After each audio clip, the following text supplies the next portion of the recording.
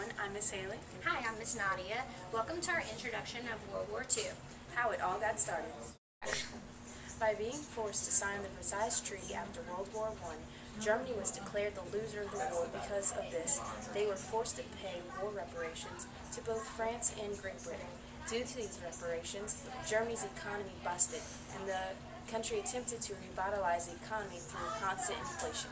Germany printed more and more money until the economy was flooded with money not even worth the paper it was printed on. This begins a depression in Germany. The majority of the public couldn't even afford bread due to the inflated cost. Due to the depressed state of Germany, this also begins Germany's hatred for Great Britain and France, as these were the two countries it blamed for its suffering of its citizens. Internationally, due to the brutality and expense of World War I, many countries turned to a policy of isolationism. Isolationism is a country's concentration on its own affairs and not with foreign affairs. In order to prevent any one country from getting too powerful, the Washington Conference was held in 1921, which was attended by the Big Five: Japan, Great Britain, the United States, France, and Italy. At this conference, due to the arms race caused by World War I, these powers agreed to limit the buildup of naval forces in their own countries as well as to respect one another's possessions in the Pacific. However, the agreements made at the Washington Conference lacked the ability to be reinforced. Road to war. In violation of the agreements made at the Washington Conference in 1931, Japan invaded Manchuria, where Japan justified invasion on account of militarism. Militarism is the belief that a country's superiority is over other countries. This belief in superiority is the country's justification of invasion due to the superior country saving the less superior country from itself.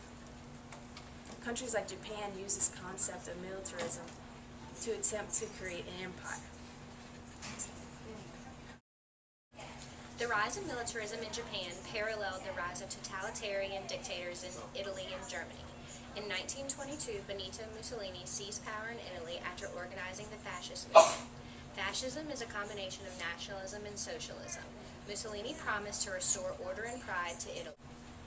However, once in power, Mussolini abandoned the socialist aspect of his platform and gradually suppressed all of his opposition. In 1933, Adolf Hitler was named the Chancellor of Germany. Hitler's National Socialist German Workers, or Nazi Party, duplicated the major features of Italian fascism, including the ancient Roman salute. Hitler capitalized on the post-World War I German government's despair and poverty of the German people caused by the economic depression. He appealed to the average German citizen and offered redemption from World War I. In 1934, Hitler assumes the title Führer, or National Leader of Germany. Hitler, through the use of the Nazi Party, promises to bring Germany back to the world of superpower status. He gains the backing of the people by blaming all of Germany's economic problems on the Jews.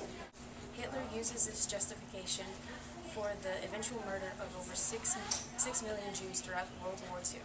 Hitler's goal was to unite all German-speaking people under one government.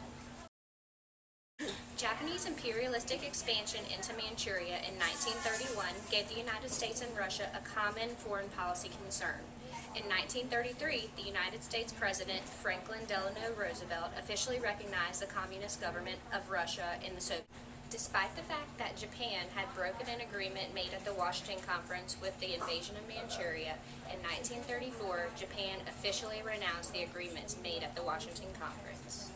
In 1935, Mussolini also broke Italy's agreement made at the Washington Conference by conquering Ethiopia, and by 1939 had conquered Albania as well. In 1936, democracy fell in Spain as General Francisco Franco, with the aid of Hitler and Mussolini, established a fascist dictatorship in Spain. In the same year, Hitler reoccupies the demilitarized zone of Rhineland and in direct violation of the Versailles Treaty. In 1937, due to Japanese imperialistic actions, World War II in Asia began with the clashing of Japanese and Chinese troops at the Marco Polo Bridge in China. The same year also brought the establishment of the Rome, Berlin, Tokyo, or Axis alliance between Germany, Japan, and Italy. Despite several direct violations of the Versailles Treaty, the rest of Europe and the United States did not respond to these violations to avoid war. No country wanted another world war. However, in 1938, Hitler continues to march on and annexes Austria. To avoid further escalation of tension, France and Great Britain agree to let Hitler have the Sudetenland with his promise that that area would be his last conquest. But in 1939, Hitler breaks this promise and occupies Czechoslovakia and Lithuania. Great Britain and France now decide to change their policy of avoidance and decide to honor a commitment of war if Poland was invaded.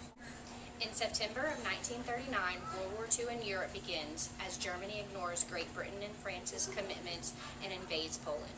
With this invasion, public opinion in America shifts away from a policy of isolationism. After the invasion of Poland, a lull in fighting occurred until 1940, when European fighting erupts in Blitzkrieg or Lightning War. Blitzkrieg worked by continuous bombing in an area until the area surrendered. Through the use of this method, Hitler and the Nazi forces take Denmark, Norway, Belgium, the Netherlands, and on June 14, 1940, Hitler takes France. With the only democracy left in Europe, British Prime Minister Winston Churchill pledges, "We shall never surrender." Great Britain came up with the national slogan, "Keep calm and carry on," to reassure its citizens that the fall of France was not the end and the defeat of Germany was still possible. In July of 1941, Japan announces it is creating a protectorate over all of French Indochina. In response,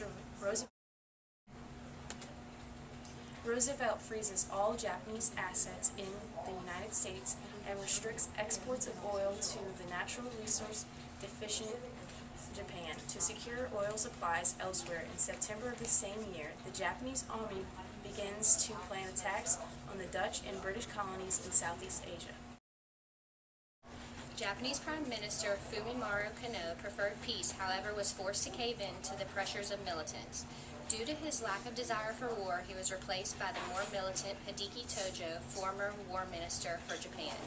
Under Tojo's leadership, on December 7, 1941, the Japanese attacked the United States at Pearl Harbor.